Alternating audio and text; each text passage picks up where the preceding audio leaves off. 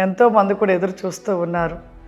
నేను చూసిన పరలోకము నరకం అనే వీడియోస్ ఎంతోమంది చూసి అనేకులు కూడా పాపంలో, భయంకరమైన పాపంలో ఉంటున్న వారు కూడా ఆ వీడియోస్ చూసి మరి పాపాన్ని విడిచిపెట్టి దేవునిలో పరిపూర్ణులుగా దేవుని యొక్క వెలుగు మార్గంలో నడుస్తున్న వారు ఎంతోమంది. ప్రభు నాకు చూపించింది మాత్రమే మీకు చెప్తూ ఉన్నాను.